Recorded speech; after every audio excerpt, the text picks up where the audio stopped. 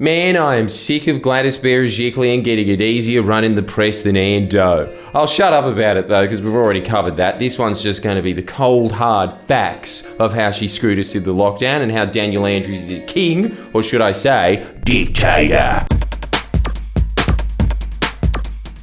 For 18 months, Gladys Berejiklian's COVID strategy was to catch a leprechaun and get Brad Hazard to poke it with a stick every time it stopped doing its little happy jig, and now the jig is up. She finally got the rough end of the stick, but still, the stick was blunted by Victoria. They were the first big epicenter of COVID, and yet after we had these real-life crash test dummies, Gladys looked at that and thought, the airbags didn't even do anything, get rid of them, bro, and make the engine run on nitroglycerin like it does in Crash Bandicoot.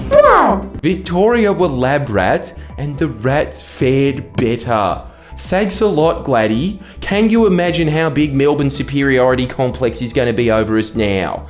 I suppose I shouldn't be shocked though when she didn't even pay attention to the shit that the Murdoch press admitted to, like if you wear a mask, you significantly reduce the spread of COVID. Well, until they could kick a Labor Premier about, and then it turned into mandatory masks. God damn the indanity of it all. Stop dancing around the issues and let me visit the Thompson Dan to eat my dragon fruit in peace. Or should I say, dangan fruit. Meanwhile, in Berejiklian, remember the Christmas outbreak last year in the northern beaches? What was their policy? Wouldn't you guess? No masks! No masks! No masks! You know why they weren't enforcing that most basic ABCs of COVID prevention? It'll blow your mind.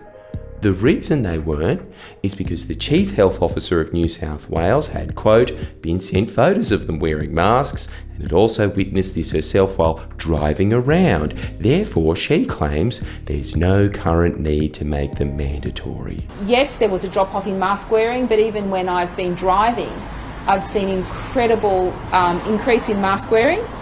People have sent me photos of supermarkets where vast majority of people are wearing masks. So I think that we have had a lot of cooperation from both the community and business, but we will use all, we will use all strategies to bring this virus under control. But ultimately, it is also the hands of the individuals within New South Wales.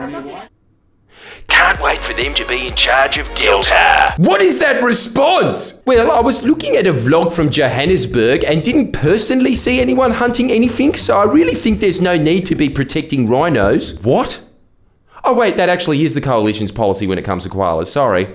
So when it took Berejiklian's government being responsible for the spread of Delta across the entire eastern seaboard before she said, yeah, I think maybe you should put one on. Is it any wonder at all that when COVID was concentrated in Victoria, we got praise from experts across the globe for our handling of COVID, while when the main stage moved to New South Wales, they started shaking their heads wondering what the happened.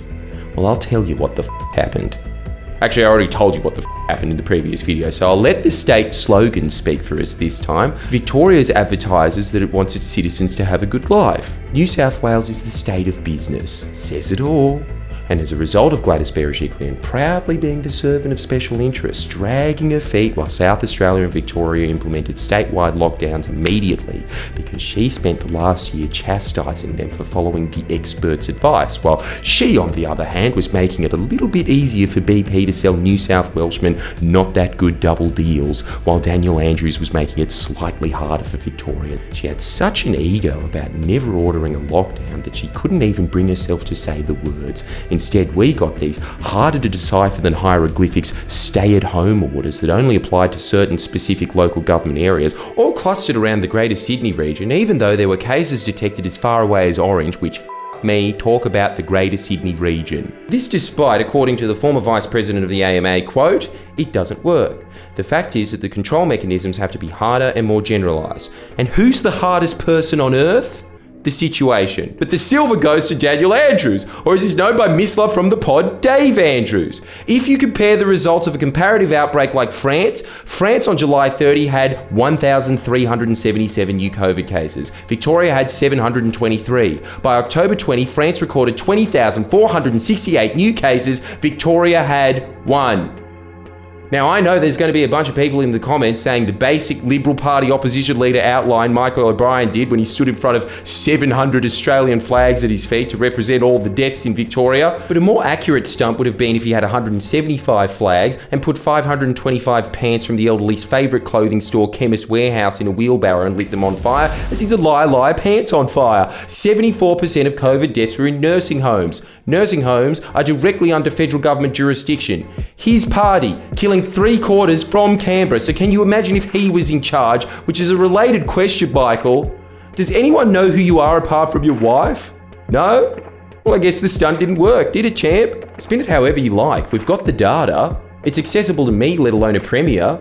If you look at it, it's clear that if you want to criticise Andrews for anything, it's that he could have switched from stage 3 to stage 4 lockdowns quicker, but at the same time... What, you think this is easy? You want to come up here and try this? If Berejiklian actually wanted to get back down to 5 to 10 new COVID cases in Sydney a day, she would now be at Victoria's stage 4 restrictions at least. Probably much more, seeing as we're now dealing with Delta. Maybe even treat it like an actual state of emergency as opposed to a state of pissing around, but no. New South Wales pretty much saying what Boris and Trump were saying again when they weren't dealing with Delta of, we'll just let this thing run its course, and when everyone's health is draining, they can just run on over and get the antidote like it's a chug jug in Fortnite. That's pretty much New South Wales. Spurred on by the press, don't worry about the lockdowns, just boogie on down to the clinic and, oh sorry, the federal libs up the rollout. Oh well, have you heard she's got a new boyfriend? They're as always not asking the right question, which is why are people dying for any reason other than this woman's ego?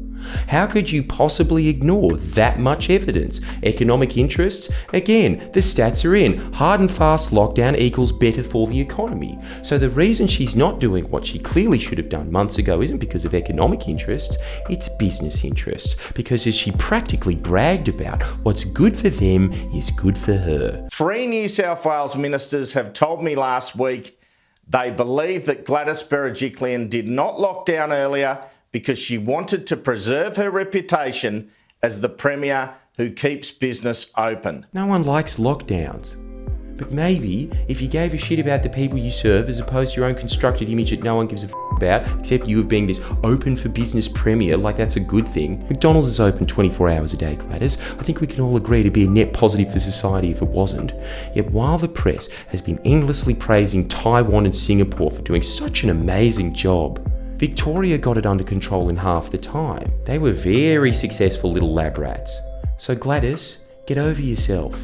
Learn from one of the most successful precincts on earth instead of smugly saying, you are able to leave home for work, and in those circumstances, why you not have tighten that though? The Victoria did it very successfully, and you're saying we no, can't they do it. didn't. Good retort to stats. Honestly, she's so bad she's done the impossible. She's made a New South Welshman admit that Victoria has one over us. I finally found something that excuses your inexcusable fetishisation of modern art, Victoria, and that is that you have a government.